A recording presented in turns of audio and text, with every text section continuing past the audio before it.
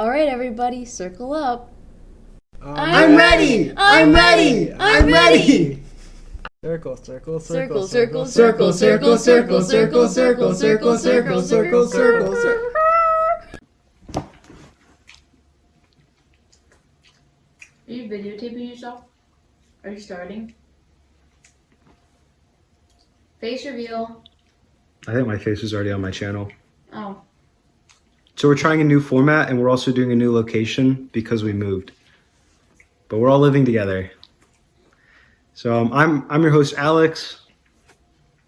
And I'm joined by... Hayden, nothing else. You know his middle initial. So, Ari? I'm Ari. I don't know why we bother with introductions. So, Chief, a police. Inspector, and Judge. So today we thought it would be funny if we record me eating cake while we were reading. But I kind of realized I'm the narrator, so it's going to be really tough to narrate with cake in my mouth. No. So I think like anytime they bring something up, which I'm hoping they do a lot, so I can eat my cake, that's when I'll take a little bite. Or if there's like Hayden's walking away. He made like a gesture. He probably has to go do taxes or something. He made a gesture. He went, so I really don't know what that means. Is cotton candy? Yeah. I'll have to edit so much of this. It's just going to be me eating. Probably speak up a little. This cake tastes like love and belonging. Probably even more.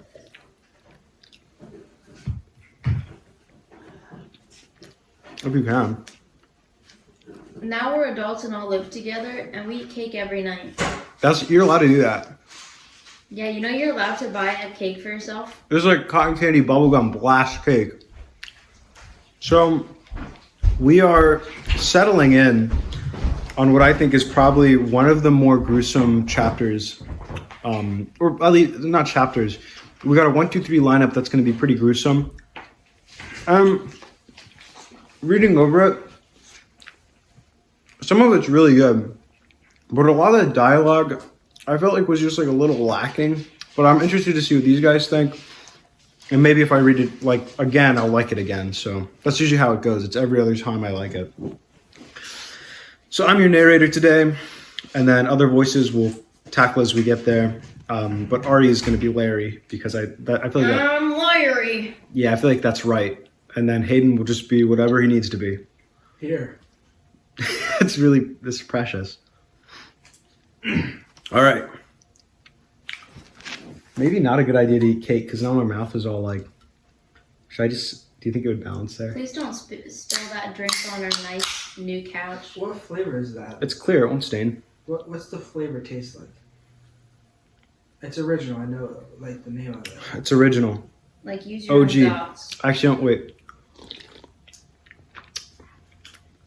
Food review. It's like indescribable, you know. It's not like I can't fathom it, but like I don't think it tastes like anything that I Red know. Bull or Monster. Neither.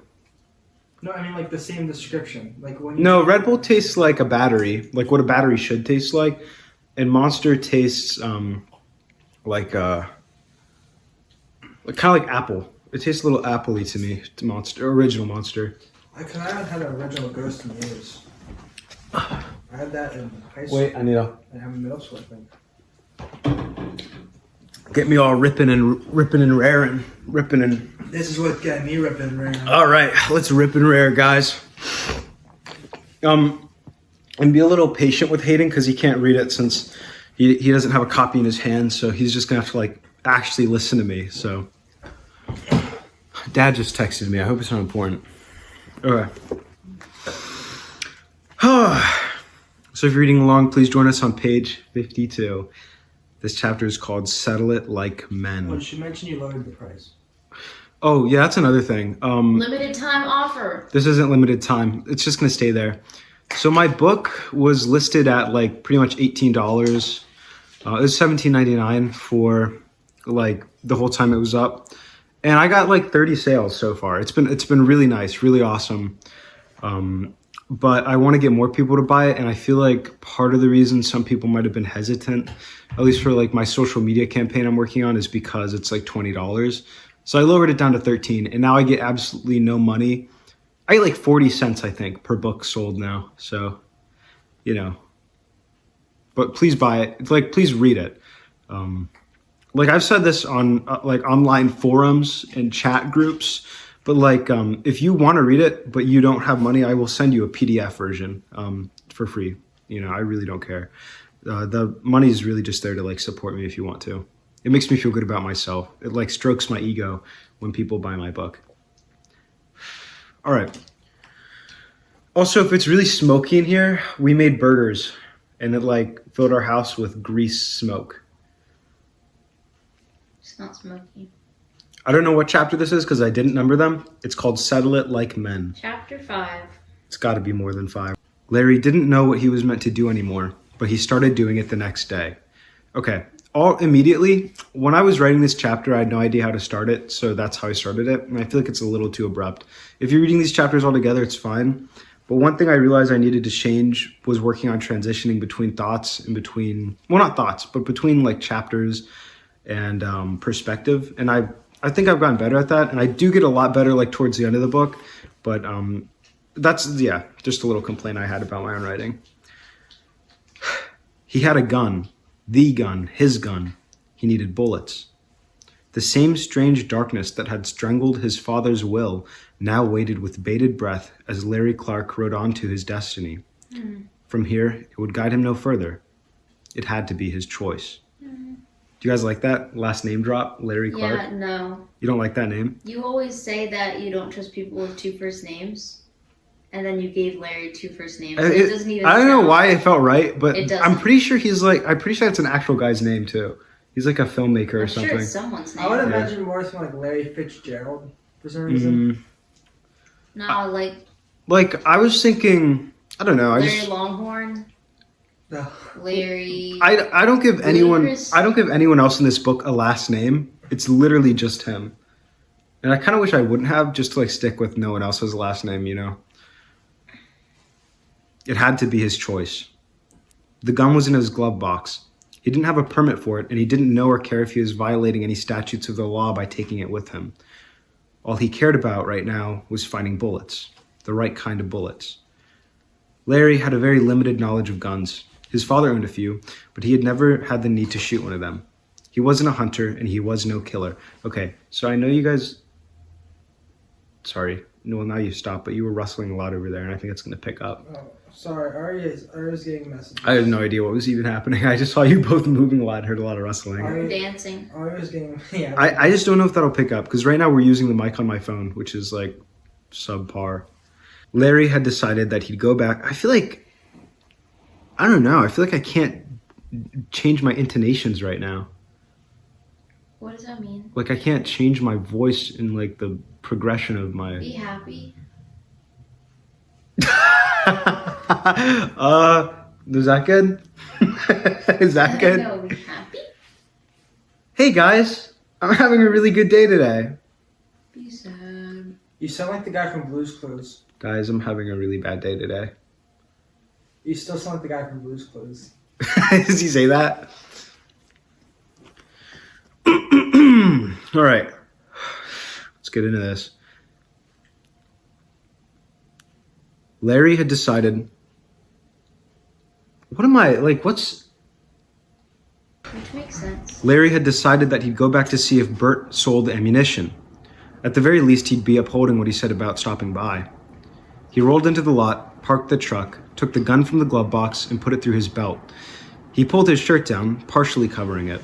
It was a big gun. The barrel was about 12 inches, and its bore was huge. It was chambered in something heavy. Larry got out of his truck and closed its door. Could you, like, is that on powerful right now? I don't know. I feel like it's a little loud. That's what I was trying to adjust. All right, you can turn it off. I can't focus if there's any noise other than YouTube's feedback. Oh, now it's powerful. Yeah. Do you think that would pick up this noise? You know what? I'll just talk over it. It's fine. Don't worry about it. I'm sorry, guys. It's just been a while. I would like to record more so we could actually get through the book, but I've got a feeling by the time I'm done with this one, I'll be done with my next 2 books. You know what I mean? He strode forward, and after only a single step, his trance was broken. Wyatt was standing there, against the brick wall. He didn't move, just waited, leaning against the front of Bert's shop. It almost looked like he had been sleeping there, but Larry didn't want to believe that Wyatt cared about their beef that much. Seeing him there, just standing like that, Larry suddenly felt an oddly potent anger swimming within his heart that he couldn't quite quell. You just been waiting here for me or what? Wyatt perked up.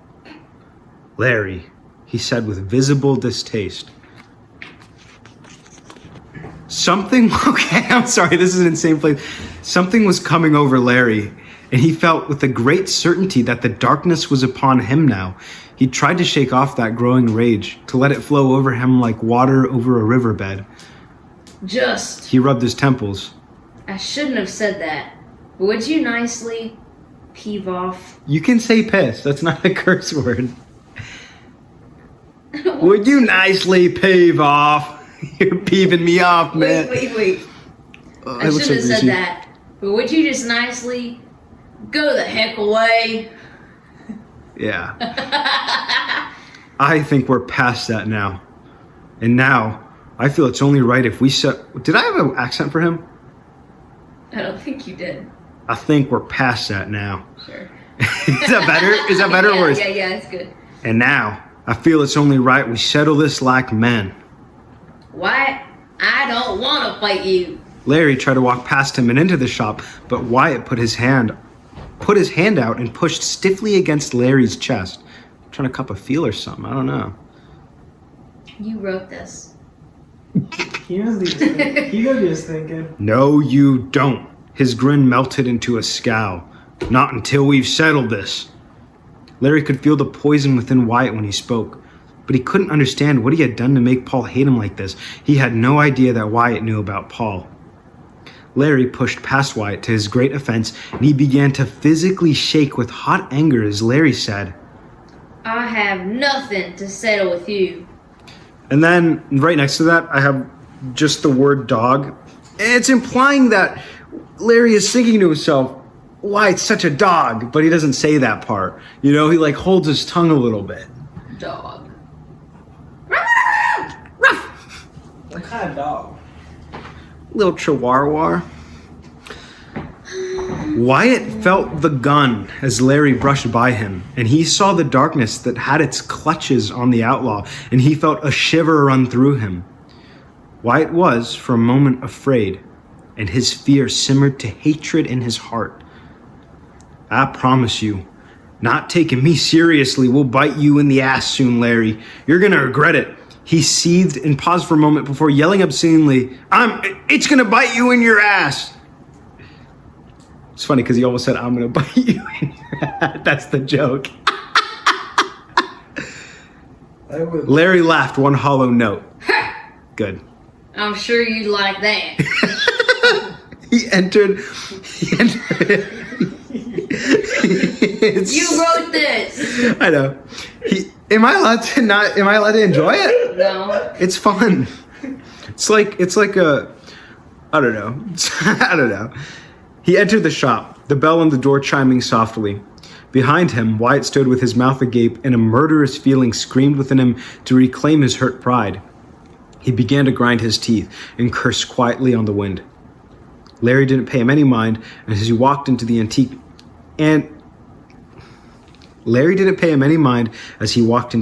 shop. Bert was roused from his thoughts at the sound of the chime. He greeted his favorite customer coldly.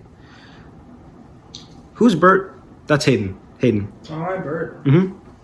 Oh. Back again so soon. Say it louder. Back again. That is not the voice you used for him. You just sounded like a... Oh. You made him like... yeah. Your voice, but more high-pitched. Back again so Nope. Why do you keep trying to do what? You didn't give him an accent. Back again so soon. No, it was a high voice. Back again so That's soon. not, you're just doing the same thing. Back again. You know what? If you really want to use that voice, for sure. But just say it louder and say it one more time. And if you say it after that, I'll punch you.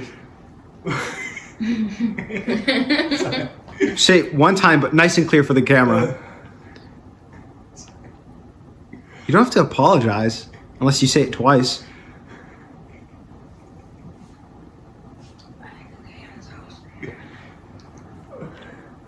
Stop. I'm gonna put like a timer for how long it took you to say this. Or like every line you ever said. That's true, yeah. Back again so soon. Is that was like, no. Okay. It's cold. It's All right. cold and crass. Oh yeah. Larry approached the greasy, fat old man. I found it. He drew the gun and slid it across the counter. What if he just killed Bert? He drew the gun and slid it across the counter. Bert inhaled sharply and began to cough and choke. Do that. Inhale it. Yeah, that's good. You okay? He pounded his chest once with a balled fist.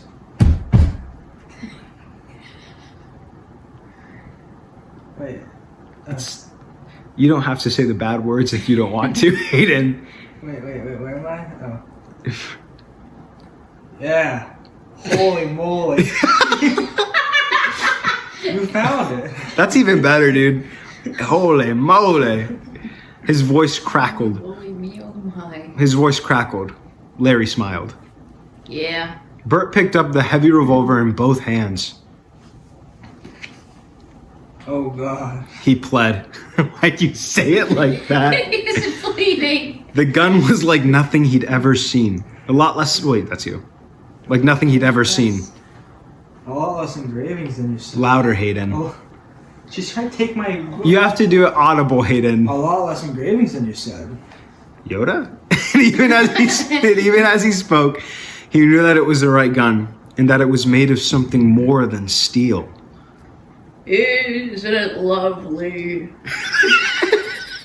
Larry was genuine in his awe and affection for the thing. Bert was also in awe.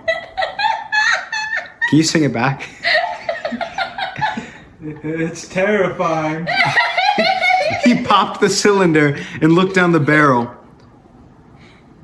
Does this thing shoot 12 gauge or what?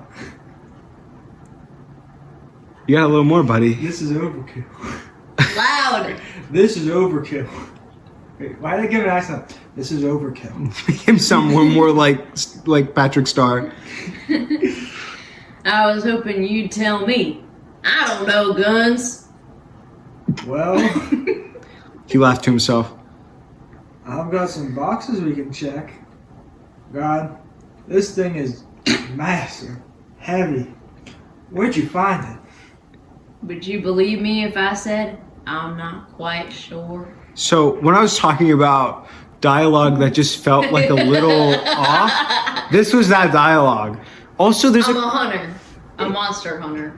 No, don't you dare say that. I'll kill myself. I'm going to kill myself. All in due time. All in Bert. due time, Clancy. You want to know where I found this gun? So All I in think due time. that's some of my least favorite dialogue in the book, just because it felt like, I don't know. It didn't feel like this way until It like. makes it feel like Bert should be a really big character in this book. Uh, I really hope I'll see him again in the next chapter. Yeah, man. And then also, Iconic trio. I think Bert, it might be Larry and Wyatt. and Wyatt. And I think it's next chapter. There's a conversation with Larry's dad now that one doesn't feel off. It just feels like it could have been more. And I think I missed out on some things I could have done with it. But yeah, this specifically, this little piece of dialogue. I mean, it's what it doesn't. I tried to give it some emotion. Yeah, sure. I don't think it takes away, but It doesn't have. it just doesn't have to be there. Like I absolutely could have skipped that part. That wasn't important whatsoever. It could have just been summed up as easy as like Larry went to the antique store and found bullets. And that's something I've learned as a writer after writing Glub the Bug. God. It's not like my least favorite thing in writing is over-explaining. This is just it's just an extra thing, a scene that didn't have to be there. Didn't really serve much importance.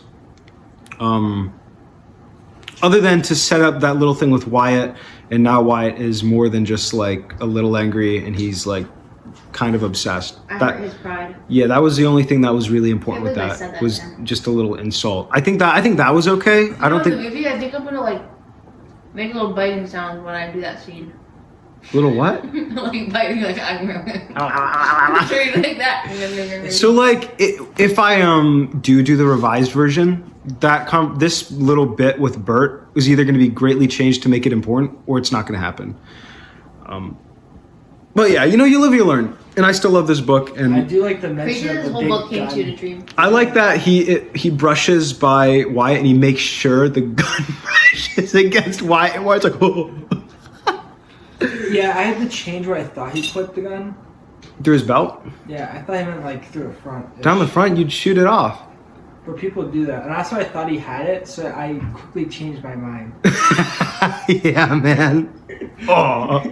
So I didn't get past. There's no one blocking. Just. All right. Okay. Larry wasn't surprised at all when they searched. I cannot get my SHs, dude.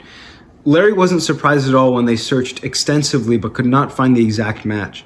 He suspected they never would find a perfect fit, no matter how hard they searched in that little shop. The bullets that belonged to this gun were off in some other world or time. Eventually, Bert found to his own amusement that 12-gauge shotgun slugs actually did fit the behemoth pistol. He sold Larry a box, satisfied that the kid probably wouldn't kill himself with it. He reasoned that if Larry really wanted to die, he would find a way if he had a gun or not. Which I think is pretty funny. Oh yeah, it's still me. Larry put the big box... No. Larry put the big gun through his belt once again. In his hands, he held a plastic bag full of boxes, and those boxes were full of slugs. He already spent a lot, but there were a couple more things he needed around the house. He needed to pull himself together. He needed a shower and to sleep, and the house needed groceries and cleaning supplies. They needed hygiene stuff. He hadn't had a full meal in days either. It was catching up to him. He thanked God he didn't see Wyatt outside of the antique shop when he left. Dog, he thought again. Nasty, vile, raving dog. But he stopped himself. Why was he giving into this hatred so easily? It felt good to have an enemy, someone to put all his hurt into. But that was so wrong. Why was it so easy? Why was violence calling to him some dark god, a false prophet that promised absolution in blood? You should think this. Because you're him, Ari. Dunk. I'm thinking. The line, you should think that. Wait, like I should say it. Yeah, because it's his inner monologue. Jesus, He sighed. Jesus, give me some grace with this guy. He's hurting. I can smell the hurt on him. I hate him, but I shouldn't. Larry had believed in no God all his life. He didn't know why then it felt so good to talk to him. He sighed again. The gun was his God. Violence was his God. No! Sorry. That was really rude, Ari. The gun was his God. Violence was his God. Guilt was his God. And he was his own devil, his own snake, and his own apple. He wondered what those holy ones would see if they looked at his soul. Something had told him he had virtue. Was that virtue wrath? That's not what he wanted. That's probably like the only useful section of that first part of the chapter. I just think it could be condensed. He spent the rest of his money on groceries without a vent, although the cashier had stared at him while he was checking out, no doubt judging his shabby appearance.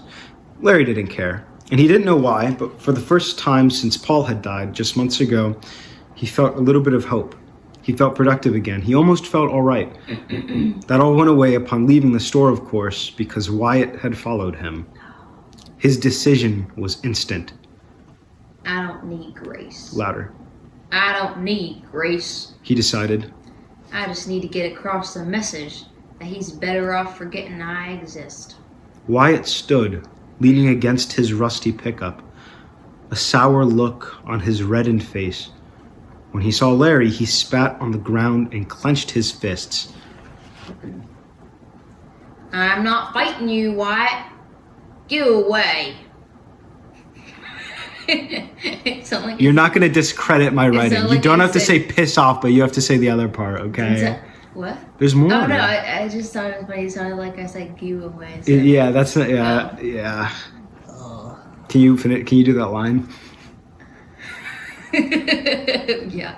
And yeah, you got this. Go buddy. die somewhere by yourself. Interesting emphasis. Self. Not with your family, not with your loved ones. Man, you really hate this guy. Not with your dog, not with your cat. Not with your dog, not with your cat, not with your fish. Go die by yourself. That would be a good shirt. Go die by yourself, not with your. It's just a really long text. Not with your dog, not with your cat, with your fish. By yourself. But Larry stopped in front of him to see what he would do. White spread his mouth into a bile-eating grin. I hate you, Larry. What the heck is wrong with you? Because I know what you did. You slaughtered your own brother. And the words hit Larry harder than any fist could. 100,000 pounds of guilt came crashing down in a thick fury. What? Larry stuttered. You probably killed your mom, too. Wyatt smiled for some reason, and it might have been his imagination, but Larry could have sworn that one of his yellow teeth twinkled in the sunlight. He dropped his bags. Wyatt flicked out a switchblade. You want to fight now, you goddamn brother killer? Son of a gun. Son of a... Okay, so Larry says son of a... and Wyatt says son of a dead... And that's kind of important because that's why Larry decides to fight him. Son of a gun, son of a dead gun. I'll show you what for. Yeah, exactly. And with that, Larry could take it no more. He lunged and... okay, content warning. I think this part's kind of bloody. Disclaimer. He lunged and swung a wild but powerful haymaker at Wyatt. And with that, Larry could take it no more. He lunged and swung a wild but powerful haymaker at Wyatt. The punch connected with a righteous and hellish fury that shattered the dog's nose. Blood gushed in pulses. Wyatt began to laugh, and he screamed, and he slashed and tore at Larry with his knife. I was right about you. I was right. He slashed without precision, but opened several deep cuts on Larry's chest and stomach. Larry bled freely, and he felt pain, but was too angry to think better of fighting. Wyatt was still screaming like a banshee about being right. He called Larry a demon, and Larry swung his right hand into an uppercut that crushed Wyatt's mouth closed. Wyatt bit down on his tongue, hard. Any harder, it would have come clean off. Blood came from his mouth in a large, congealing mess of concerning amounts. Larry's left hook was formidable as his right, and one gut punch doubled Wyatt over, another had him on the ground, vomiting and gasping for air, choking on blood and his own bile. Larry was consumed by rage. He wasn't done yet. The hulking thing above Wyatt was a true beast of power. Larry was tall, 6'3", and over 100 pounds, and over 200 pounds. His frame was built and mighty, filled out with dense and heavy muscles that had worked fields for decades and eaten hearty a lifetime. Wyatt was just as tall, but he was wiry thin. Most of his weight came from an already forming beer gut. His muscles were dense, like metal cables, but he was no fighter, and Larry was killing him for it, pummeling him. Just like Vecna from Despicable Me. What are you talking about? Vecna? She just had a stroke. Her face completely just slacked down one side and then... Ori, are you okay? I mean, like, Vernon? From Despicable Me. He had the big belly. His name's not Vernon. It's not Vecna either. It's Vecna. Well, Victor. It was literally Victor. It's just a normal name. Vector with me. Vector. Just like Vector. Just like Vecna from Despicable Me. I was so confused. I thought she mixed up Stranger Things. I was just like, How do you mix up Stranger Things and Despicable Me? Same voice actors. But is that what Wyatt looks like? No, Dexter not at all. from Despicable And Larry looks like Gru. Son of a dead bitch. Okay, pummeling him. The outlaw laid into him, kicking his ribs until they snapped. And Wyatt really was almost dead. Finally, he stopped his onslaught. Just say go to hell, Ari. Go to hell, Wyatt, and leave me alone. Unless you want me to kill you for real. Larry spat the words out, and then for good measure, he spat on the ground in front of Wyatt, too. Tilly! He was no hero, no good man. He was just a guy upholding his word. Actually, if he'd been upholding it, Wyatt would be dead. But he thought that his word would be good enough. He thought that this would be good. He thought that this would be enough to get Wyatt off of him for good. Maybe it would teach him a lesson. He collected his bags, but before he got into the car, he said to himself, There. Settle like men. Wyatt heard. He left him there, bleeding, still cursing, barely getting to his feet. Wyatt clenched his fists. He wasn't some dog. He was right. Larry was an irredeemable monster. He would kill him. He would kill him. His mouth foamed with blood. He would kill him, or at least scare him enough to drive him far away from here. Murderers weren't welcome in Wyatt's town. Neither were outlaws. There was something off about Larry, and now he had the blood on his face to prove it. I'm not a dog. Not a dog, damn it! Wyatt screamed after Larry as he drove away. He spat out a mouthful of blood. A tooth clicked against the pavement. I'll kill you! Larry Clark, I'll kill you dead! Later, driving home... I'll kill you dead. Shut up, Buzz. I'll kill you. Shut up, Buzz. I'm gonna kill you. Later, driving home, Larry realized that he had a knife stuck in his side. Not too deep, but it was there. He laughed, flicked it closed, and stuffed it in his pocket. That's so Sigma. So it's not that I don't know that getting cut and stabbed would kill you. It's that it's intentional. Larry wouldn't die from something as trivial we get as to that. page 6-7. 6-7. Actually, what is page 6-7? I Don't look at it. I need to see. I haven't even gone that far. It's really crazy. I hate you, Larry. I hate you. I hate you so much. Hey, guys. Fire. All right. Next, we're gonna finish Larry's arc, by the way. So this is a 3-chapter thing. I didn't even finish the first chapter we just read. You know, I'm reading them together. You were reading it all together. Oh, I read ahead a little bit, but not. Well, you don't have to. I think it'd be better if we experience it raw. So, what are you guys thinking about? What are you guys thinking about that chapter? Personally, I thought the fight was cool, but I think the dialogue needed some work. Specifically, the hatred between Wyatt and Larry, I think, is okay. It's a little abrupt. It happens very suddenly, and it's unclear why Wyatt took Paul's death so personally to me, as the writer. Maybe they were both friends and like. Well, that's my thought. Like, he had a beer My thought is belly. they were drinking buddies. He had a beer belly. They probably both had beer bellies and like bumped them on each other all the time.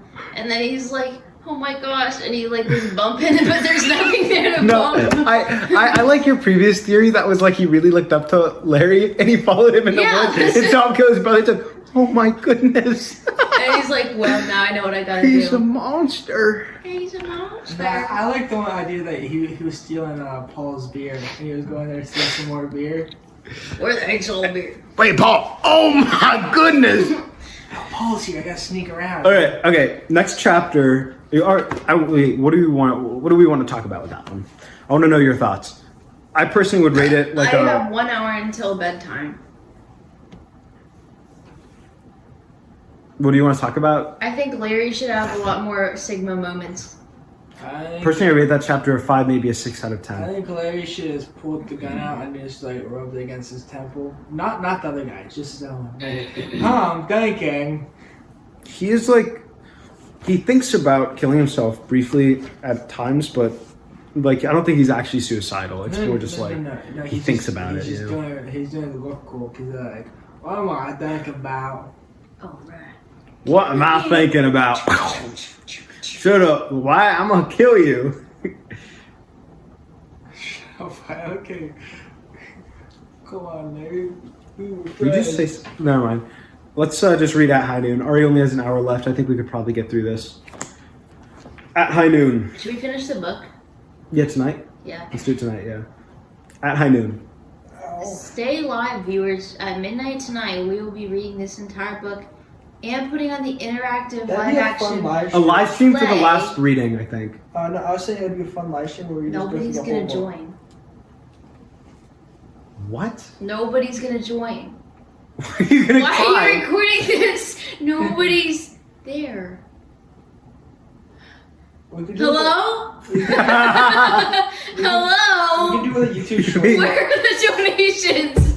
We can't keep doing this until you give donations. We need $1,000 to do the next episode. 1,000. 2,000. For the next 2 episodes. Should we put it whether it's like give me We'll money? repeat and endorse anything you say in the comments if you give us money. If you donate me $1, I'll say literally anything. No, we can't sell ourselves out like that. $2. We won't say anything in the next episode until you give us money. He turned the knob as cold as it would go and stepped into the shower, breathing in a deep gasp. Blood was pouring out of his many cuts, carried down and washed away by the cold water and into the drain. It ran off of him with his accumulated grime and dried sweat, and Larry took a well-deserved and much-needed shower, using soap sparingly as it burned in his wounds. He washed his hair too, and it was while he was doing this that he saw how long it had grown in such a short time, signaling of the many recent changes in his life. Larry decided he wouldn't get it cut. He fought tears.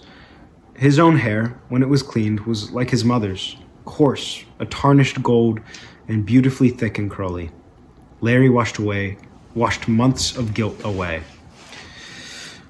His reprieve was short-lived, though. He hardly had time to dry off, bandage his wounds, and clothe What's them. that mean? What, reprieve? Yeah. What do you think it means, based on context clues? Why are you talking to him like that? Because it's like you can easily deduce. What's he doing? Taking a shower. His reprieve was short-lived, and then he's immediately back into the pan, dude. Kind of like a flashback, like a back of thought. Just tell him. Just tell him what it means. So, like, if you're taking like a reprieve, or like if it's you're like it's a. Well, I didn't even say anything. You're already acting like you understand. It's like I action. don't know. It's it's like a break, or like you're away from the action for a moment. You know, it's like solace kind of, or a little bit of peace. Oh, It's like a long rest. It's a short rest. short rest. Yeah. Okay.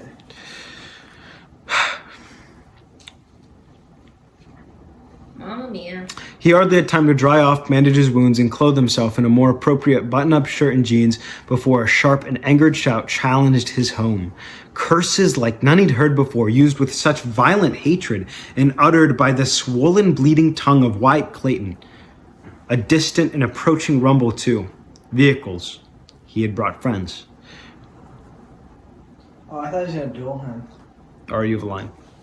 Are you of a line? I was really hoping he was gonna make Oh, a duel no. or something, because I was like, imagine how cool it'd be if Wyatt was out there with like a revolver. He's like, I know you have one.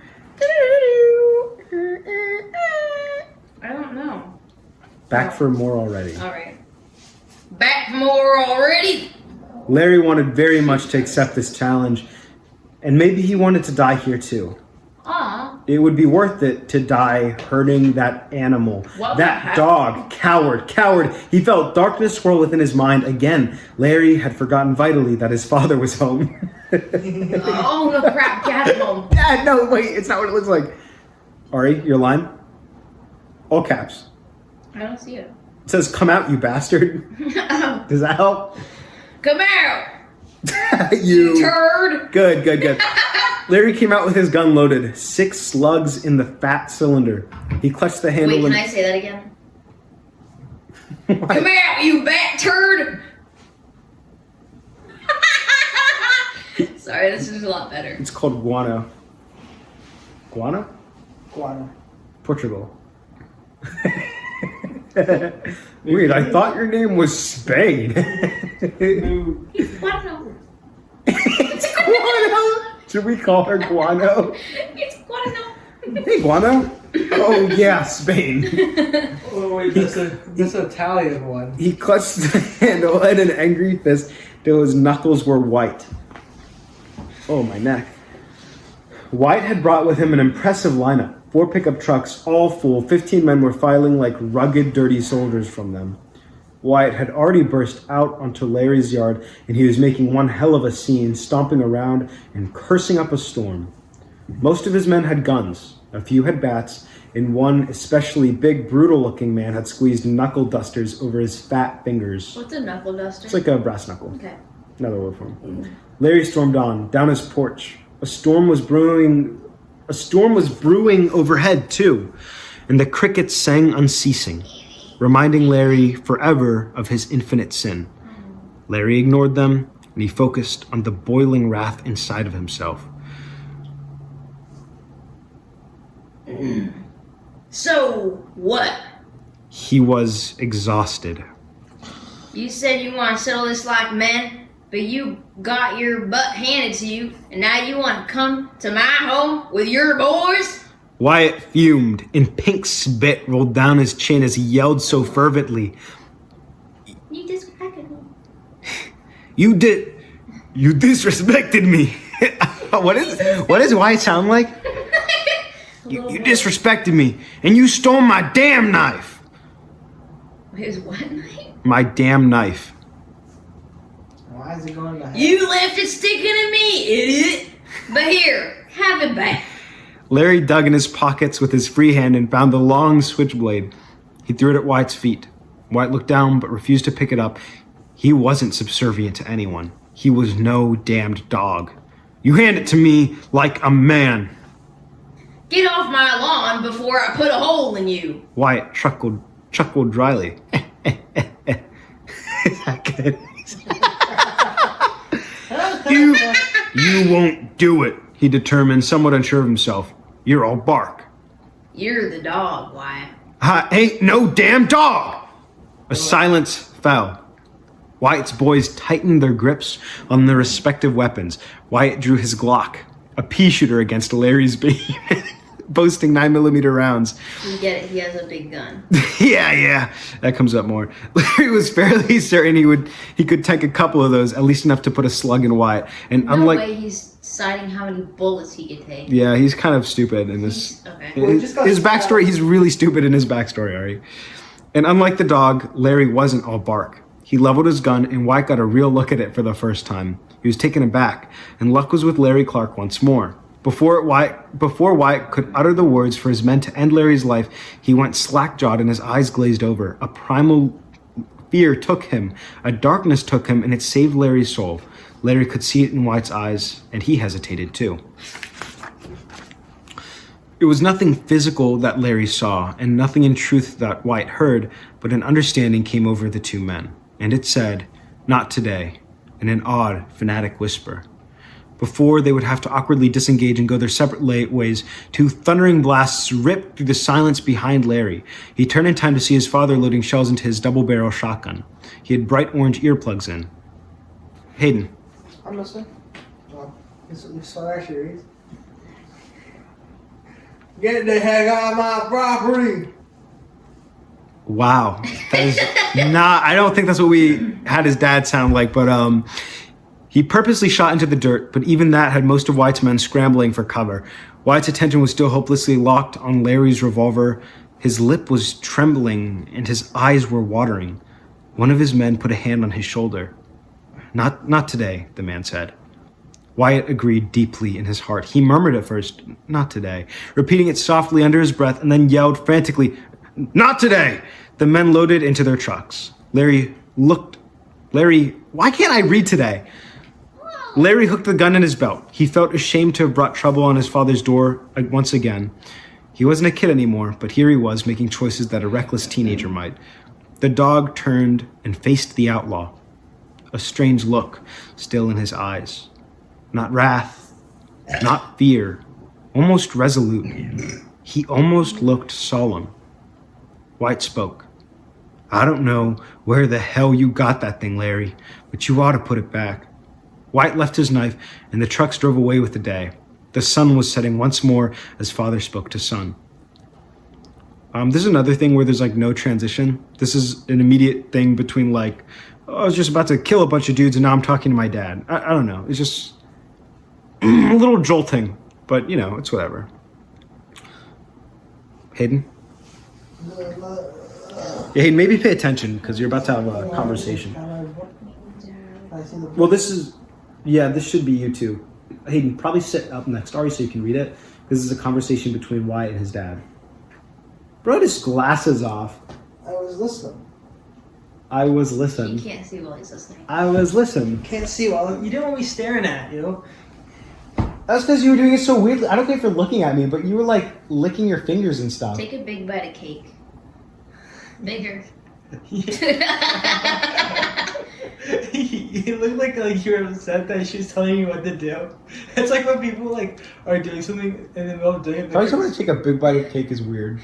No. But you know, like when you're doing something and someone tells you to do it and you just don't want to do it anymore. You know. Read. No, I don't want to do it. Hayden. Okay. Come inside, Larry. We need to have a talk. Wait. That was fine. That's good. He sounded a little angry for some reason, but He's probably angry. He's probably a little angry. Larry turned from the retreating Wyatt to follow him. The atmosphere drastically changed as they sat in the living room. Not a minute ago, Larry had been ready to kill a man. And now, here he was, sat before his dad like a kid in trouble. I'm sorry. He looked into his father's eyes. I never wanted to bring trouble to our home again. But I got into a fight. Like an idiot. I'm sorry. He repeated. His father was silent and still. He gave no response. He looked like he was sleeping with his eyes open, not looking at Larry, but looking past him. And then his eyes focused again. You the one who split his tongue? Louder. You the one who split his tongue open like that? He wasn't really asking. He knew. Yeah. He looked past Larry again. Why? He said stuff about Paul and Mom. I think he wanted me to hit him. So why would you, Larry? Oh, wait. Yeah. Okay. No, keep going. Is that actually right? Okay. Of course he wanted you to hit him. Louder. Of course he wanted you to hit him. So I can't see my book. Of course he wanted you to hit him. He wanted to be right. And you gave him that victory. Larry felt like he could weep again. I don't know. His voice broke. I don't know, Dad. His father was still looking past him. Were you going to kill him? I don't know. Were you? Bro, what? Were you? Really? Were you really gonna kill him? Those sort of man Hey, did is. you say that again? Just say, were you? Were you? Were you? Yes. It's the son I was. Yes. That's not how people whisper. You could just say it quietly. Yeah. Larry whispered. Oh, sorry. That's I your wanted line, to kill him. he said. Larry, He reached to take his son's hand in his own. make me a promise, Larry. Yeah. If he comes back, when he comes back. Louder, please, Hayden. I gotta look over here and read it. But you can be louder. That doesn't change your volume. Just be That's not who louder. I am. If he comes back, when he comes back, call the police. Would you? Would you do that for me? I'm just saying, this is going to be the worst audio we've ever had. You guys are way too far away. At once, his father was just a tired old man.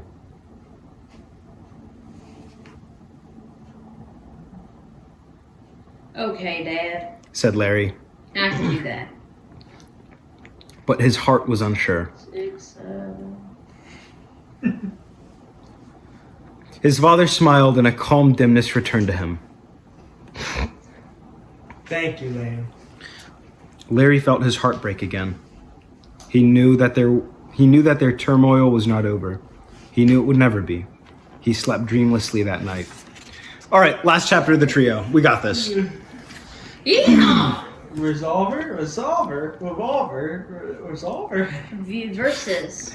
So this chapter, Versus.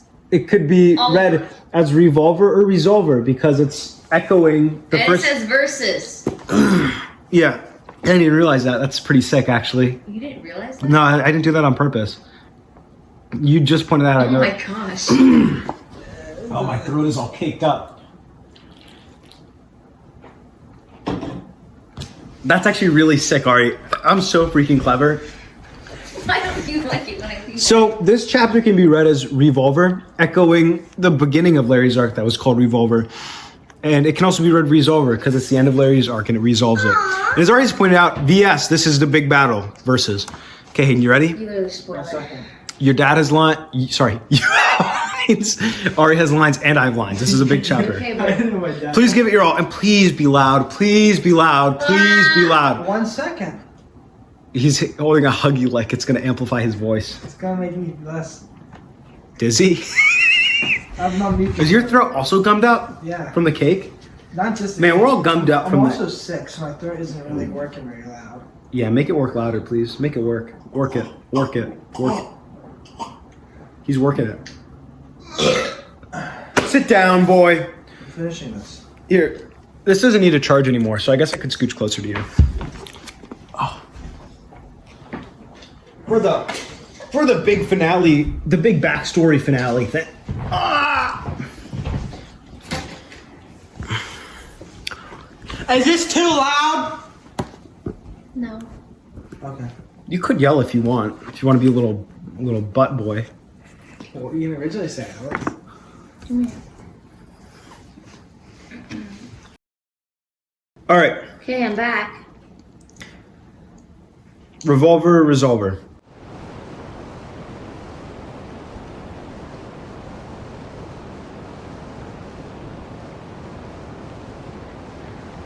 Bullets tore through the angry storm, and angrier men pulled their triggers until their arms clicked dry. Stupid enemies rivaled and pitted against one another, toe to toe, knuckle to knuckle, bullet for bullet, shouted curses into the night, and they sought each other's blood. The dog and the cowboy dueled until the bitter, bitter end.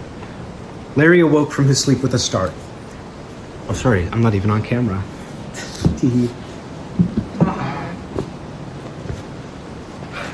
woke up from his sleep with a fart. Larry awoke from his sleep with a start. It was a crack of thunder, and then wheels on the gravel driveway that pulled him from such a deep slumber in the thick of the night. Jumping to a sitting position upon the couch on which he had rested, Larry's eyes darted to the front-facing window of his home, and his heart started beating faster. He jumped again, up to his feet, and dashed, pulling the curtains aside.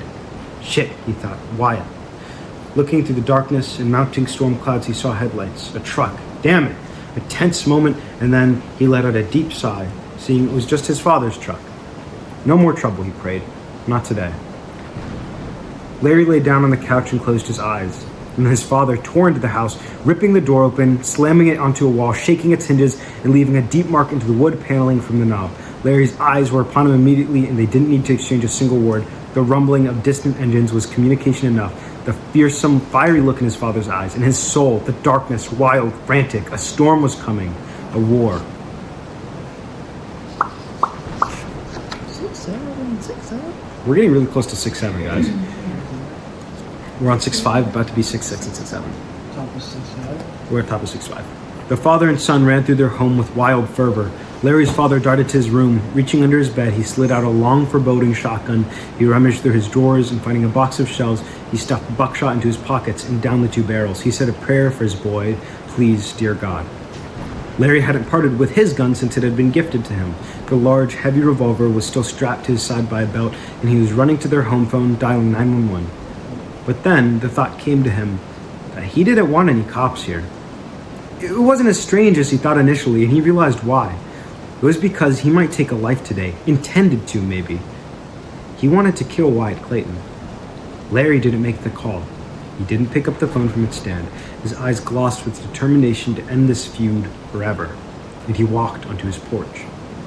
His father stood, silhouetted against the pale yellow moon. Father? Oh. Did you call the police? You could still be a little louder. Did you call the police? Did you call the police? You just re-emphasize. You're just emphasizing different words. Why is it get loud? You're like, did you call the police? And I'm like, and I say, can you get? And I say, can you get louder? You're like, did you call the police? It's volume, not emphasis. Okay. Did you call the police? Honestly, kill yourself. I'm so glad I'm married to you. Larry didn't answer him. Larry? That's. Yeah, you're right. Go back inside, Dad. Larry said with a steely voice, detached. Woman! You can get back in there. That's not, he didn't say that. His father snapped his own gun closed. Stop. Hayden! Sorry, I was ripping out my leg. Guys, stop ripping out each other's legs. What? His brother's. Wait, what is it?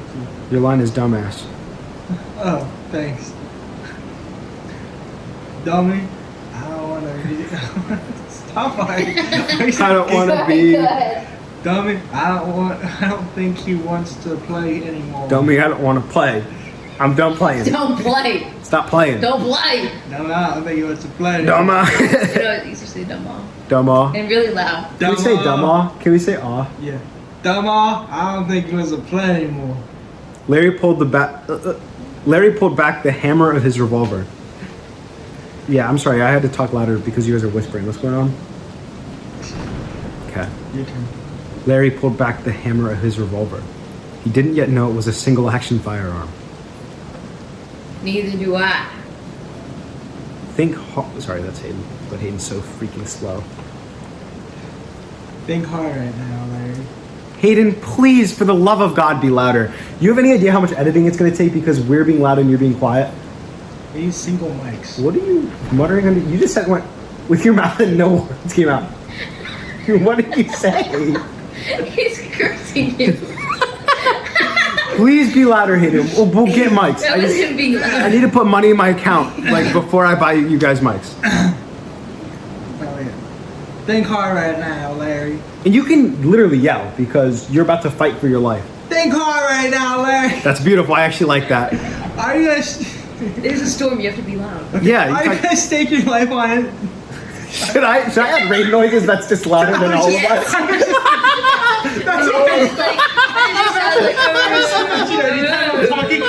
I'm gonna do that. Every time that Larry's dad's about to say something, thunder is gonna crash. Crash. Think hard. And that's why I All right. always... What? That's how I found out I was straight. Think hard right now, That's Larry. an Are you inside gonna joke. stake your life on insults?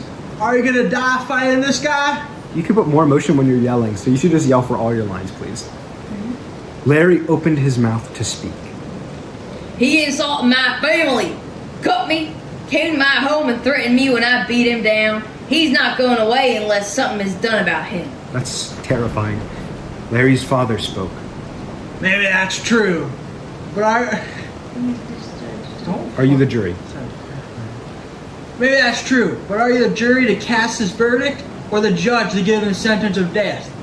Are you his executioner? There is an order to these things, and taking a life ruins a man. Well said, Hayden. Then I am ruined. Larry's voice. You make him such a joke, Ari. He's not supposed to be this much of a That joke. was supposed to be serious. And I am ruined, dude. That's Jack Black. I am ruined, dude. Jack Black's still gonna play Larry. I thought he's I was alive. gonna play Larry. I just talked about when I play him in the Yeah, man. Jack Black plays him. You voice act him. Can I play the grub Ew. guy? Can I play the grub guy? Glub. No, the guy that's like a grub. The grub. The guy that's like. I am as a the grub. grub. Bert. Yeah, with his grub-like body. I will put as many prosthetics on as possible. That's beautiful. I really like that line. So Larry's voice was steady, his eyes were set, and his father said nothing, but he thought he understood what his son meant as the convoy of old beater trucks rolled up the gravel road. He knew that Larry blamed himself for Paul, and maybe, to some extent, his mother too.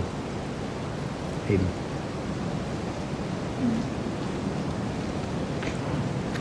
You're not ruined, Larry. You could still yell this one. It doesn't You're matter. not ruined, Larry. I shouldn't have used that word. You're hurt. He thought he'd end up He thought he'd end up regretting it, but he said, maybe. Maybe. Is that me? Yeah. Maybe. Maybe this should be your fight. But I'll stand by you for it. And they were quiet while the trucks haphazardly parked. Men came out to meet Larry and his father in battle. There were less men this time, and most of those remaining were younger than Wyatt. Perhaps they looked up to him. All of those remaining with him had guns, 6 men, and Wyatt, the dog.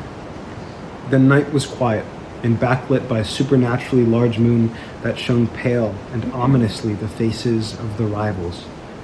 Wyatt's teeth were bared like he was snarling, like a dog, and frothing saliva rolled down his chin. His eyes were wild and intense with murder.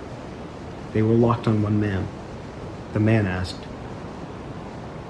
Ari? Oh, that's me. Why are you back here? His beautiful revolver caught a glint of moonlight. For a moment, Wyatt's eyes broke from Larry and went down to the 6-shooter. Larry had his hand on it, and he drew it when he saw the horrible look on Wyatt's face. To Larry, who was starting to look less like a dog and more like a hyena, he repeated himself. Why are you back here, Wyatt? Wyatt frothed madly with his infected black tongue. Because you made a fool of us. You made a fool of us. You stole from me and beat me down, and you threatened us. We don't back down. Never. Not from the likes of you. He spoke with a thick, slurring lisp. Larry spoke deliberately. You seem to have a problem with the details, pal. I don't want us to have any more trouble. I think that would be very bad for everyone involved. But secretly in his heart, Larry was pleading for another fight. I hate you, Larry! I hate you! I hate you so much! The night wind carried the curses of the adversaries. Everything about you. You can't keep getting away with it all. Killer! Bastard! I'll kill you! Damn you to hell, I'll kill you! Fanatic with hate. In that way, they were the same. Obsessed with one another. Promised for each other until the end of time. Clutched in Wyatt's hand was an ugly little Glock, a furious thing. He aimed in a haze of anger and squeezed the trigger, popping the first bullet into the night. The bullet would travel past Larry and his father through the front and back windows of their home and into a field. Then, losing traction, it would bury itself into a den, into the egg of a hatching snake. Not enough to kill it, but deforming it forever. What's wrong with you? What do you mean? It's a metaphor for how hate can hurt other people and really affect people. But that's a snake. It's evil. Yeah. Because it's a baby? I don't know, I thought it was a cool detail, and I felt like... It's cool. I think it It's should have cool. hit a rabbit. But yeah, specifically, it's just like... It reminds me of the one clip I saw of Final Destination. It's symbolic of aimless hatred. Yeah. Larry pulled his father down, and they both sprung forward as Wyatt popped off 2 more shots. They leapt off the porch and down onto the yard where they had some cover, their own truck. Light was growing dimmer and the summer colder. Larry turned his head to the heavens, and he saw a great dark cloud overtaking the moon, a thick pitch-black blanket that began to cry out with heavy thunder.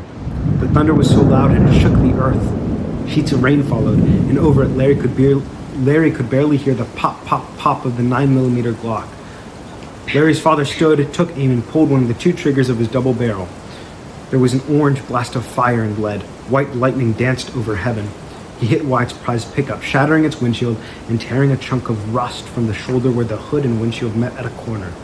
The buckshot narrowly missed Wyatt. His men opened fire too, and they went to war. The crickets were quiet now. The thunder was maddeningly loud. Was this absolution? Absolve me in blood, Savior. Save me. Free me. Bullets tore through the angry storm, and angrier men Did you want to think that line? I'm sorry. No, I don't want to. That was Larry thinking. Bullets tore through the angry storm, and angrier men pulled their triggers until their arms clipped dry. Stupid enemies pitted and rivaled against one another, toe to toe, knuckle for knuckle, bullet for bullet, shouted curses into the night, and they sought each other's blood. Wyatt cursed Larry's name, screaming obscenities as he stood brazenly, disregarding his own life, and he shot at a man he thought was Larry. In his madness, he misjudged the silhouette and shot Larry's father. The hit man dropped unceremoniously to the ground and cursed in pain. He had been shot cleanly in the stomach. Larry screamed wordlessly, and he caught his father as he fell.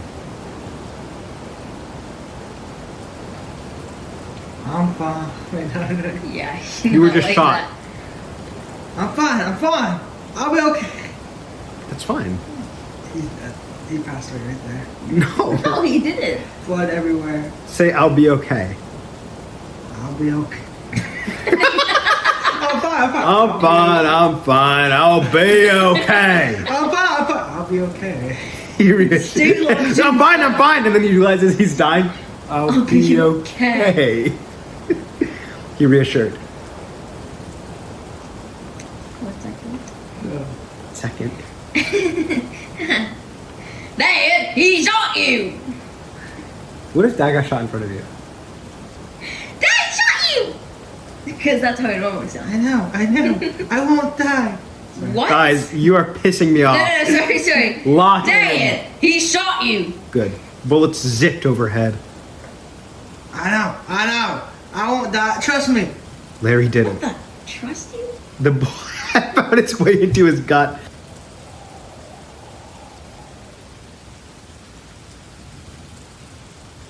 Perfect. All right, we ran out of storage, so there will be a brief cut, and I think we should read probably the previous line because where are we at? Oh yeah, okay. Well, let's start from I'm fine, I'll be okay. Hayden. I'm fine. I'll be okay. He reassured.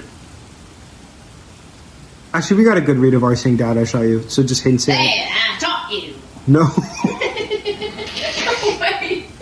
That's not what I was supposed to say.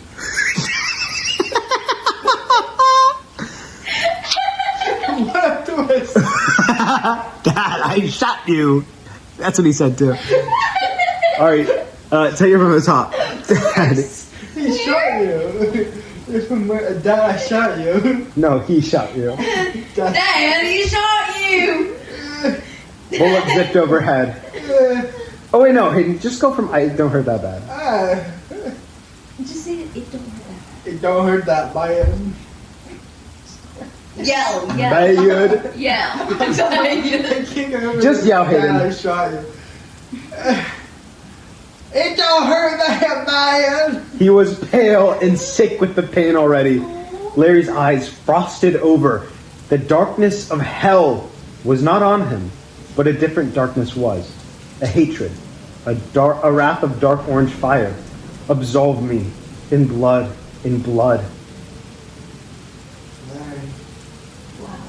Larry. He's stating it's okay. Larry! Larry. Larry! Don't move! He took his father's hands and placed them on the wound. Keep pressure on it. Larry fully reloaded his gun. Hayden, this is you. Don't die here. Don't die here, Larry. His eyes were starry, but Larry's were dark. Larry turned his face so that he didn't have to look at his father, and with his gun, he dashed into the storm and he tore into the darkness. And fate stayed any bullet from striking him down. He heard them zip by. Larry stood openly in the line of fire, and he breathed deeply the air of the storm. When one of White's men stood from behind a truck to shoot his gun at Larry, he froze, mystified. If he had lived to tell the story, it would have been one of his best. In the darkness of the black storm and in the darkness of the night, Larry was almost glowing. His eyes were glowing, a warm yellow radiance lighting his face, and the rain that fell around him, glowing with it as it passed down and carried that mystic twinkle. The man that stood gaping at him breathed his last as a slug tore through his heart and killed him almost instantly. Another slug ripped through the night. This one dug past the metal, glass, and fiber body of a truck. The unlucky man who was hit didn't die so quickly. His gut and chest were peppered with shrapnel, and a piece of the slug hit his left lung. Excruciating moments later, he was dead. Another man stood. He fired twice. Thunder cracked, and so too did the hammer of Larry's gun. The gun arm of the man Larry fired upon was all but ripped off by the thick bullet, bones splintering out as the slug traveled through the length of his extended arm. His body twisted, and he fell into the mud, unconscious from the shock, and bled to death. The last few men, barring Wyatt, stood and opened fire. Larry cracked his iron 3 times. The men died like this. The neck of the rightmost exploded into blood, decapitating him, and he died. The chest of the man in the middle opened up into a dark and red hole, and he stood on for another few seconds, sputtering and firing to the ground before falling in his side, mouth opening and closing like a dying fish as his fate was sealed and his soul was whisked away. The leftmost man clicked his gun dry, and he charged Larry. Larry put a slug in his gut. The man was thrown back, and his eyes dyed pink and bloodshot, but his body stood once more. He screamed like death and made it running to Larry. Larry pistol-whipped his head, and the loud crack of splitting skull was a sound he would never forget. The man fell back, finally dead. Wyatt stood from behind his truck. His gun fired once and then clicked dry. Wyatt could have sworn he saw the bullet hit Larry's center mass, but it must not have, because lightning lit up Larry's hulking silhouette and he was unmarked by lead. He couldn't shake the thought that his bullet was supposed to have found its mark. He couldn't shake that thought, and it horrified him. Larry dashed with wrathful power and vaulted the truck's hood. Trembling and sputtering with hate and fear, Wyatt threw his gun at Larry. It hit and bounced off of his shoulder. Wyatt then turned to run, but in his fevered delirium, he wasn't very fast. Lightning whipped and rain fell. Larry overtook Wyatt and tackled him into the mud and gravel, grinding the dog against sharp little rocks, all but skinning his wrists and palms. Wyatt wormed onto his back, and his lips pulled again into that madly defiant, snarling smile. Larry raised his right fist, a powerful arm above the almost quivering hound. He looked so much smaller right now, underneath him, unarmed, scared. Wyatt uttered curses once more. "I was right about you. You're a monster." You shot my dad. You threatened my family and you tried to kill me. You're insane. You left me no choice. Wyatt smiled once more, baring his teeth. "Justify it all you want. You're a murderer. Hell waits for you with open arms, Larry." Pinning Wyatt to the ground, Larry dropped his gun and struck with his fists over and over. Great crunching noises. He broke Wyatt's nose again, fractured a cheekbone, dislocated his jaw till it just hung there, all while the dog squirmed and scratched and struck. Lightning showed Wyatt his salvation. Just within reach was a claw, animal that he was, and Wyatt thanked God. He grasped, searching blindly in the mud, and found what he had seen in the lightning. It was the switchblade. Wyatt flicked it open and had to slam it into Larry's gut 4 times before he was able to get the giant man to move at all. He slid his arm free through the mud, balled his fist, and punched Larry in the side of the face hard enough to drive him over and roll him onto his back.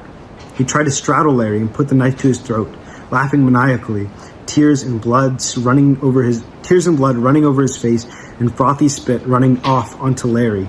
He yelled, "You should die, Larry!" His voice was broken, wild, and slurred. "I'm protecting my town, Larry, from you. I'm saving us all." Larry struck Wyatt's temple, gripped his wrist, and twisted till the knife tumbled free, slipping into the mud and earth. No one would ever see it again. He wrestled back on top and took Wyatt's wormy neck in his large hands. Lightning forked and twisted in the storm. He began to close Wyatt's air pipe. The dog choked out his final words, weak and practically whispered, but Larry heard them and he gripped harder. Brother killer. He struggled against his heart, his heroism, his virtues. He almost strangled Wyatt to death, but he felt sick. He stood up and cursed, staggering a few steps, blood running down him and rain washing it away. He begged God to do something. Wyatt tried to say some other curse, but he died finally, choking to death on his infected tongue, severed now, lodged in his throat. When Larry turned back to him, he was already dead. He was already gone.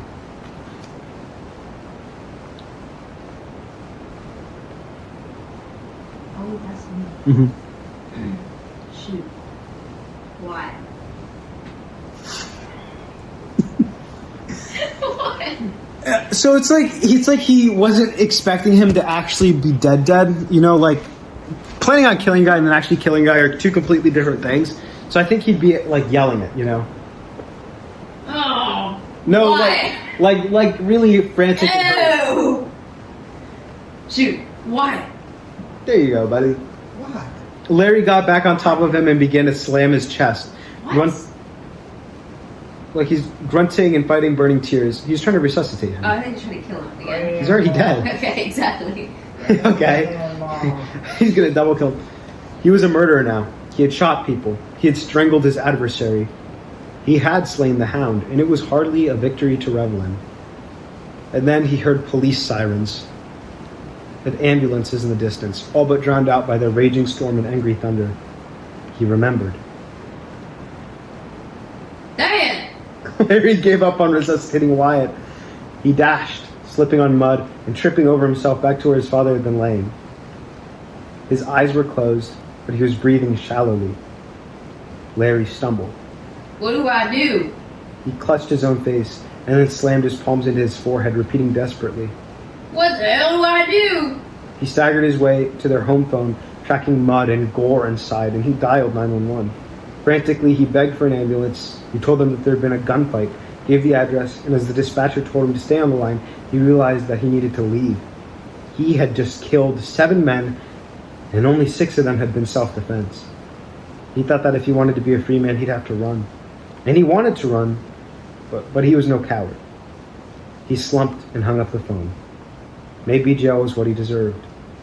He had wanted to die here today, he realized. But of course it wouldn't be that easy. Paul and his mom and dad, and now Wyatt and his boys were going to drive him to live. Maybe to see consequences. Probably. He didn't think he deserved redemption, and now he didn't even think he deserved death. Defeated, he went back outside to his dying father. His father's not dead. Dying. What do I do? He slumped down and took his father's hand. Leave.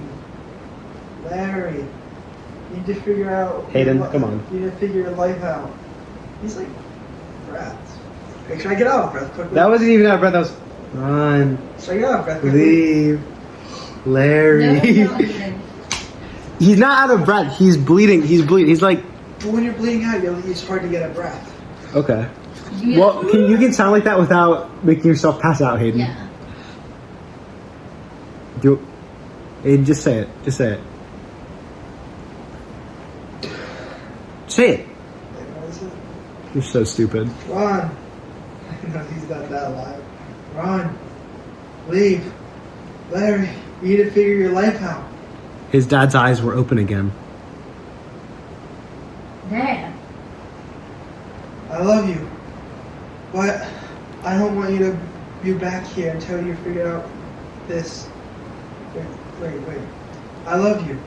But I don't want you back here until you figure this out. Take the truck and go. You don't belong in prison. Sorry, I took the book. I lost it. He was a broken man. Larry wept. What about you, Dad? Don't point at it. I'm going to live. I'm going to die. He sighed. Okay, you don't. It's still him, Marty. But this is how your story ends. Reluctantly, Larry agreed. And so the outlaw ran. He stayed in the antique shop for the first night, and that night wept until he fell asleep. He was so deeply alone, so deeply hopeless. He had that dream one final time, his sleeping body tossing and turning in a cold sweat. It wasn't quite the old dream. It wasn't the same. Larry was falling, not in a void, but into a vast space sprinkled with stars that danced and sang, stars of every color. But the stars were men and women and children, and they all called to him. And then he was falling from the sky. A gash ripped across the moon, a portal, and he was falling into the desert. Finally, as the desert swallowed him, he fell into that cold, familiar void, and visions of Paul and his parents floated like mist in the corners of his eyes. His fall was cut short like always, and he was standing in the void. He looked down and he held his gun, but it was loaded this time with one glowing, pure white bullet. Larry turned his head up once more. No man stood before him, but a wretched facsimile smiled madly with crimson flesh and bone. Smiled. It had no mouth. Larry wordlessly leveled his gun and pulled the trigger. A shooting star blasted forth, showering the void in a warm yellow light, and in his dream he laughed a wonderfully light laugh. The dream was a blur, and it faded when he woke into a feeling. He would forget it entirely in the days to come. Over the next few years, Larry became a nomad, living off of his father's truck. He became a cowboy, an outlaw, searching desperately, clutching at the heels of redemption, begging his dead brother, Wyatt, his father, for forgiveness that he had to grant himself. Larry rode on into the sunset. He rode on towards a bug and an angel and a monster. He rode alone until he met Bob, and then together they took on the heavy mantle of the road. Together they rode on to the universe's end. Yahoo! Yahoo! Yahoo! Great book. The book. Don't close the book. There's a bookmarker for a reason. It's page 73. Put that Oh, look, I opened up to it. bookmarker. And next we're gonna meet a new character, and I'm really excited because I really like his backstory. Yeah, and Andrew will be voiced by Hayden. No, but Dan. I think I'm gonna voice in. I think we should all get a main character, right? You got Larry, Hayden has Bob. I think I'll be Andrew. No, we got Dan Pogemeyer. I actually hired him. Who's Dan Pobemeyer? Back to the episode. Well, yeah, you're fine. Just 5-minute. What do we think? 5 minutes. What do we think about that? That was the biggest arc we've gone through. It was really good. Do you think, by any chance, Wyatt has tried kidnapping 2 Amish boys? What do you guys think about it? I want to know your actual thoughts. Well, Did you get anything from really it? Upset that his dad didn't come with him, and also that we didn't find out if his dad lived or died. I think he's dead. I think he's dead. He's in a shallow grave. So now his dad's all alone. So maybe he'll find a new girl, or maybe he'll find a new troubled youth that he's I couldn't save my son, but I can save you. That would be cool. Yeah. See, and that's the beauty of reading. You can make up little stories of things that the author. If he's not dead, he's in a retirement home in a wheelchair, constantly complaining about how he misses his son. You don't have a son. You don't have one of those. Your son Paul died. Do you think people who work at retirement homes lie to their patients? Oh yeah. I've never had a daughter. They do that. They do stuff like that all the time. That's crazy. What daughter? His family hates him. Hey, They don't have dementia, but they're straight just yeah, your family said they didn't want to come because they hated you. Yeah, I'm sorry, it sucks. Oh, But you hear about the person that legally, I'm not allowed to lie to you. Did you hear about the nurse that did that? Who told the people with dementia lies just to get them upset and then just walk away? There's the thing. So But yeah, so I want Hayden. What are your thoughts?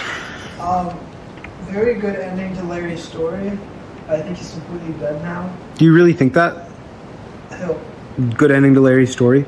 yeah. What do you think about Larry? I don't think it's a good ending because I want there to be more. Right. I think Larry needs 7 guns now, or make his gun more powerful. So it doesn't feel like Hayden has many thoughts. That's okay. No, wait. Larry killing Wyatt and becoming an outlaw. Now I understand why he's called the outlaw. I think he was the moment he killed his brother. He didn't kill his brother. He for sure killed his brother. What are you guys talking about? What is everybody talking about? He definitely dude. He pushed his brother off a cliff, accidentally, but it was also an overreaction. He saw his brother drinking, and then he starts telling him, you know what? I don't care that we had this moment. You're an alcoholic. He pushes him off a cliff.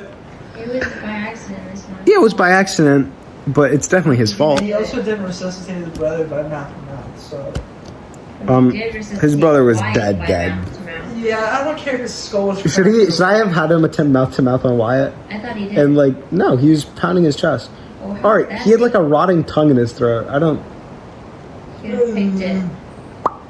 You should have reached in there with his teeth and ripped it out. I remember being really upset about that. The tongue. Yeah. I thought it was pretty gross. I thought that whole that was very gory, I'm always afraid that I'm gonna lose my tongue someday. So that is the most I'd say vulgar part of my book. There's not that much cursing throughout the rest. Mm-hmm. I just thought it was fitting. I wish he was British. Is there any British characters? Yep. We might have a guest. Glub. We might have a guest next episode. Glub is British. Is he British? No, he's Carl. Karl Marx. Next episode, can we invite as many people as possible so we don't gotta do any of the reading? I think that would be really cool for I just thought it would be. I thought to myself that this would be a cool idea to get a bunch of people over that want to hang out for if this book ever got big, I'd do a 24-hour stream and we just read the whole book and I have a bunch of people and we alternate voices whenever we feel like it.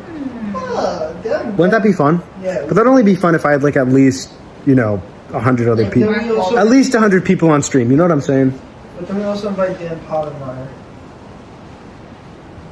I don't know who Dan Povenmire is. Povenmire. Povenmire?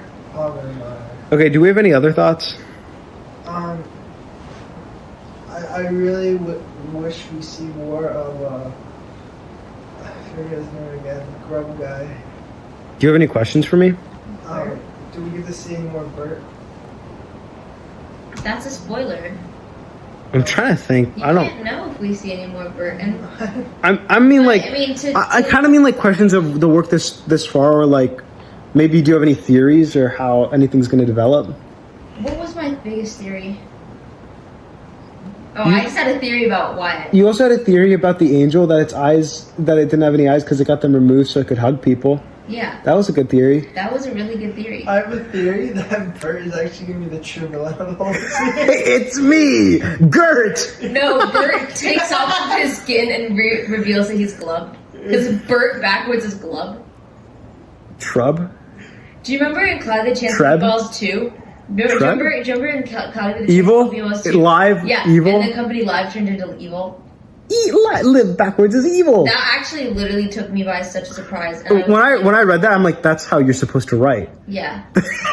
So now every time you have a secret villain, it's gonna be like something crazy backwards. Gore flesh. Would you believe Evil Live is Evil Live backwards? Taco Cat. The villain's That's name. what I was literally just thinking. The villain's about. name is literally Taco just Cat. thinking about The Taco villain's name Cat. is Taco Cat. And at the end of the book, he flips his name tag around. It says, Taco "Behold, it's It me." was you all along?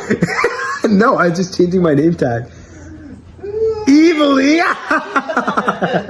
So stupid. Race car. So clearly they had no thoughts. Leave your thoughts in the No, comments. I absolutely, You know, I feel like we should have, I wanted to dive deeper into Larry and his dad's relationship. What do you want to know about it? I just They wanted him to kissed. have a happy ending. I just really want his dad to have a happy ending.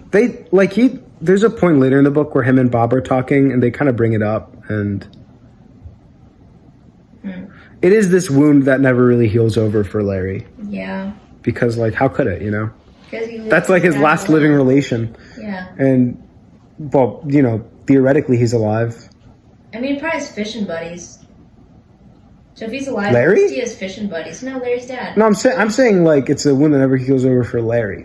Because Larry doesn't get any sort of closure. He doesn't know if he's alive or dead. That's kind of a spoiler, but that's what this podcast is for. He did run. He did run, yeah. So maybe next book we'll have Larry and his dad meet up again. And they'll No, have- probably not. And there'll be like an interview with Larry and his dad. And be like, so how did you feel? I get the feeling, I don't know if you're gonna like how I approach the next book, like the sequel to this. You're actually writing a sequel? I don't know. So the way I have my universe structured, and I have talked about this before, is that everything I'm writing after Glub the Bug actually comes before Glub the Bug until we get to a certain point. Then I'm going to revise Glub the Bug, and that's when Glub the Bug, like, Glub 2 chronologically happens. Then after Glub, and it's all going to be leading up to the point of what Glub the Bug is, and then there's going to be a 2-part finale afterwards that kind of wrap up my whole universe, including Glub the Bug. But Glub is important, and just kind of like it's hinted at with the first line of the entire book, where it's like somewhere or nowhere a gargoyle said a prayer. So I don't know if that gave anything to anyone, but you know, that's why that's there. It's because the book that comes before chronologically is going to be called Gargoyle, which I'm so excited to you're write doing, like, Gargoyle. the same thing that Yoda does What? when he wrote Star Wars. Wrote it backwards, and I'm pretty much Yodaing my whole series. the cheese I do. Right now I'm working on a book called The Dance of the Summer King, which is like probably the coolest thing. Shaco Dread. Probably the coolest thing ever written. It's definitely going to be better than Glub, unfortunately. Until I revise Glub, because the revised Glub is going to be the best thing ever written. What's the dude's name that I really like? John Henry. From Your new book? John Paul Locke. John Henry.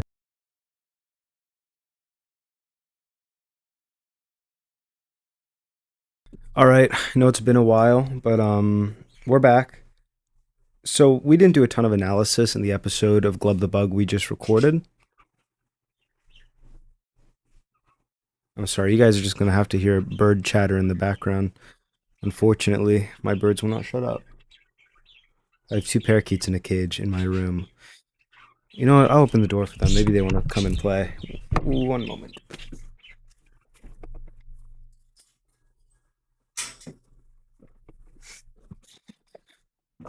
I think they just want to annoy me right now. They don't actually want to come out. Okay, so I did want to maybe get into some analysis of these chapters because they're kind of loaded with I mean we really make a joke of a lot of this stuff on the podcast, but I really did try to go into the quality of writing and have a lot of like cool stuff that I would have to talk about, um, or people could look into and enjoy and whatever. So I believe we started with, let me see, um, we ended with it has to be your choice last time, so it was settle it like men. So the chapter we started reading today, the first one was settle it like men.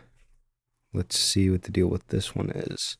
I'm going to pause the recording, quickly read over it, and then let you guys know if I have any thoughts about analysis. So I'm like a paragraph in, and already I'm sort of at something that I don't think we really hit on, but a huge theme of Larry's backstory, and honestly the entire book, is fate and choice and destiny. That is so unfortunate. Those stupid birds. Uno momento, I'm going to go hit them.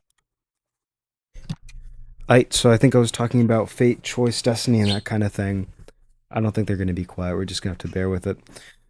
So one of the things that has to go with that is in the beginning of Settle It Like Men, and I mean, we even meet it in the previous chapter, is this strange darkness, this living darkness. So in the story, I mean, by now you should have figured out, if you're reading the book, you would have figured this out. If you're listening to the podcast, you're not going to figure anything out. The podcast, I think maybe I should just have a little analysis bits at the end, because it's mostly just like us goofing around at this point.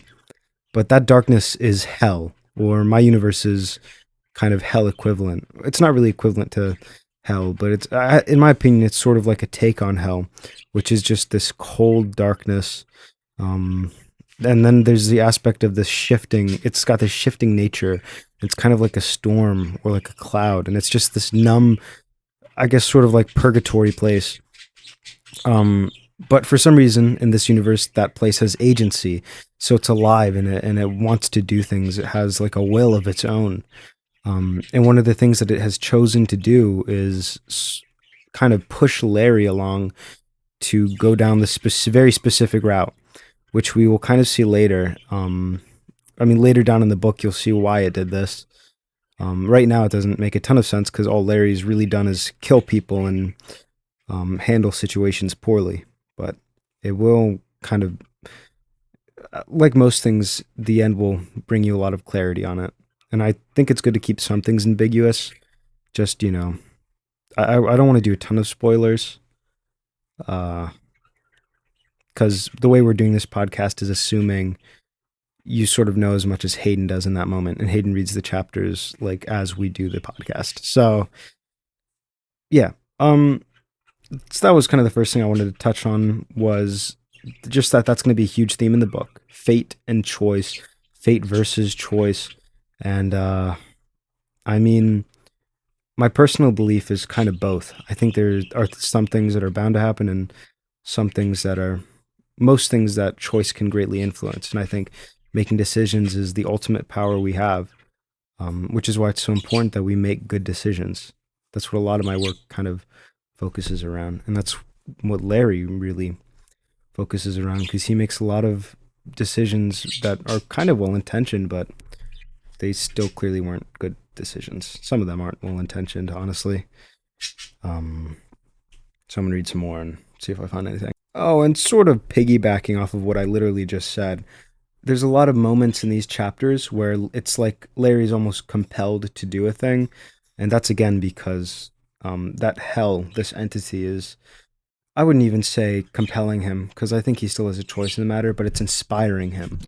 The fact that its will and Larry's will are so aligned at certain parts, I think it's less so later, but I don't know. Just something to think about for you guys. I don't want to give too much away. And some of these things I don't really have answers to yet because I didn't need them in the book. Um, but as the series grows and as my universe grows, I think a lot of these things will be answered. But some of them I don't want to like completely give to you. And some of them I don't even want to figure out for myself because that makes it fun for me, not knowing like why these characters do certain things. I don't know. Another thing we could talk about is why exactly Wyatt hates Larry so much. Um, Larry didn't exist in my first draft of the book, or sorry, Larry did. Wyatt didn't. Wyatt didn't exist in the first. I don't know how much of that I said wrong. I always mix them up for some reason, and they're yeah okay. So why does Wyatt hate Larry so much? Wyatt doesn't exist in the first version of my book.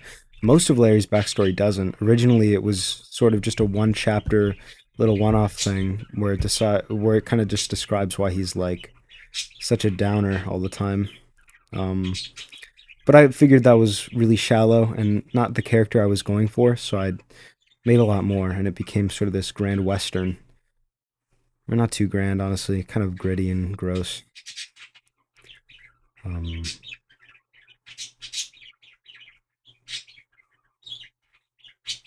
hmm. Yeah, so Wyatt hates Larry. He really hates him. Um, it's kind of ambiguous as to how he found it out, but he somehow knows that Larry killed his brother, or maybe he just assumes he did, and that's why. Because he sees Larry as this murderer, this monster, which I hint at, and I might even say somewhere, but a lot of my writing is kind of buried in itself. I have to be honest. I think the greatest weakness of my writing is that sometimes I get like a little too poetic or lost in the sauce, so to speak. And it just really, it's my writing is very sludgy. You gotta like adventure through it, and I think it's very worth it. And I think you guys should read my books. But it's a commitment. It's a time commitment and an effort commitment because you do have to think. I try to write something simply. I try to write very simply now because I think you can make real poetry with very simple vocabulary. But sometimes too much poetry is too much poetry. But I'm not ever going to tone it down because that's the kind of stuff that I freaking love to write, you know? And I'm never going to pull my punches for you guys or lose any artistic value in the process. Okay. Larry has his shower, uh, which, you know, it's a grand moment because he's been dirty. He hasn't bathed in a while, and that's symbolic. Um, and I think it does even say that his hair growing is symbolism that he has changed. The shower is sort of like a baptism almost, symbolizing that he is a different person than he was at the beginning of his backstory already. And then there's another baptism later where he's baptized in the blood of his enemies. Um, he calls it absolution. He thinks he's being absolved, or he's begging God or something to absolve him from his sins, from these murders. And he just kills more people to do that, and it doesn't work. And then he's goes on the run, and he's an outlaw. That's sort of the story of Larry. Sort of the story of Larry, at least in the beginning. Then we have the chapter at high noon. So, anyways, yeah, Set Out Like Men was pretty fun to write because there's that fight where Larry just beats the crap out of Wyatt. One thing that I did kind of notice, and this wasn't intentional, believe it or not, reading back over these chapters, I feel like I made Larry a little too much of a Billy Badass at some points. Like he just he's a little too quippy. A few places where it's like you would not have that locked and loaded to just say that, you know, like um some of it's fun, but some of it I think cheapens sort of the vibe I'm going for. So I think when we do the Ari wants to do a redraw for the hardcover copy of my book, and I think when she does that, I'm going to do a little edit, just change just a couple slight dialogue things. I'm not going to change any story beats because I don't want it to lose anything. But yeah, we'll do a couple dialogue changes and fix the grammar mistakes that I found because there are a couple grammar and punctuation mistakes that make me upset. Okay, I'm going to keep reading and then we will. Yeah, I touched on this in the podcast, but Larry gets hurt a lot and kind of shrugs it off. That's again because he's like empowered by a greater being. He's sort of like a conduit for this power flowing through him, and because he's yet to find really what makes him him, or what gives him his own power. He's drawing on it from luck, from fate, but then he sort of starts to make his own choice at the end of Revolver when his virtue shines through. I give all of my characters a virtue, um, or one that they can grow into or gain through the book, and that sort of will give them, I guess, their power set, if you will. Some characters get it very subtly, some get it very outwardly. For example, um, there's that moment in Revolver when Larry is. Let's talk about Revolver then. Okay, we talked about the other two chapters, kind of. Didn't really talk about At High Noon. It's very much a transitional passage where Wyatt's just trying to fight Larry again, and that's mostly because I like doing things in threes. I'll be so real. Uno momento. I'm gonna go tap my. Yeah, I don't even need to. They got quiet. I think they knew what I was gonna do. They know it. When I roll my seat, they get quiet. That's funny. Ay, ay, ay. That was again just to sort of build tensions between Larry and Wyatt, but I feel like I could have done that a little better. Just a little better. It's also just to show Wyatt's worsening condition, right? His tongue is all swollen and gross. And then by Revolver, it's disgusting. So that chapter ends with a little ditty at the beginning, bullets tore through the angry storm, etc., etc. Then we get into the passage, and it's the forthcoming storm, the foretold storm, but not really. It's just if it feels like in this book everything is building to something a little too quick. Yeah, never mind. I'm not gonna over explain it to you guys yet. I will over explain it at some point though, but it wouldn't make any sense yet. Okay. So Wyatt's got a cool little slurred, lisping voice because he almost bit his tongue off, and it's all black and infected. There's a cool detail in this one where he shoots an egg, snake egg.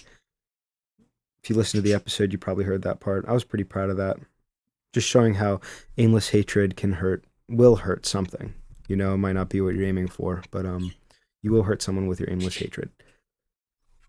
Then Larry kills like 5 people, and then he kills, or no, I think 6. I think he uses each bullet wisely. I felt like this part was very gory. Definitely was. So much blood, and you know, Larry dispatches 6 people. He kills 6 people. To be fair, they were shooting at him and his dad.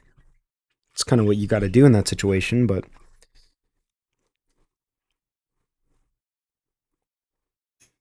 I just wish I would have held a little more gravity on those 6. And even Wyatt. There's so much gravity with his brother. This is later in the book with his brother, and then his unresolved relationship with his father.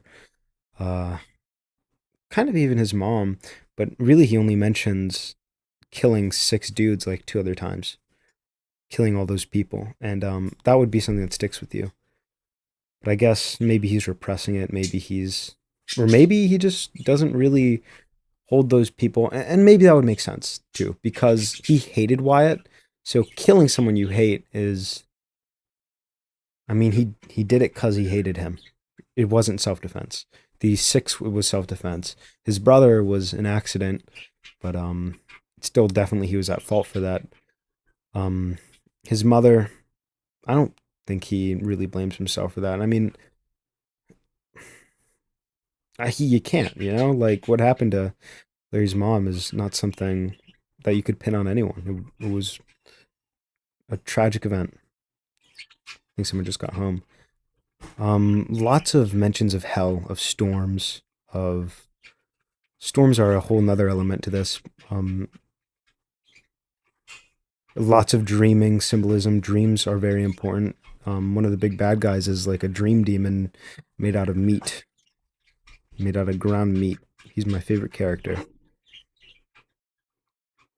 This dream does kind of reflect the end of the book, at the very end of Revolver. The one where Larry's falling not into a void, but into a vast space sprinkled with stars that danced and sang.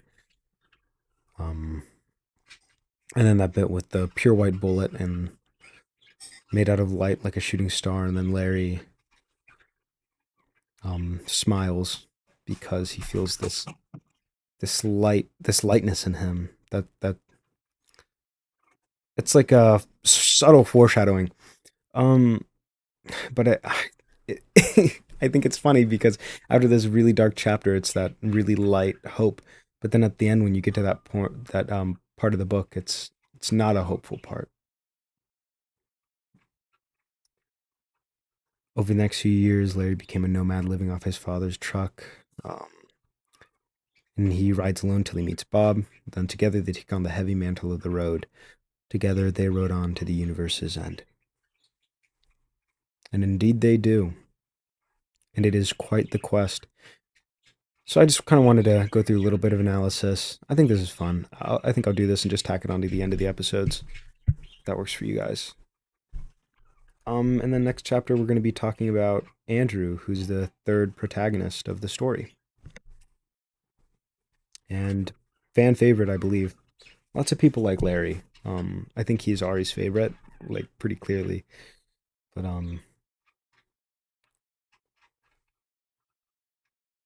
don't know.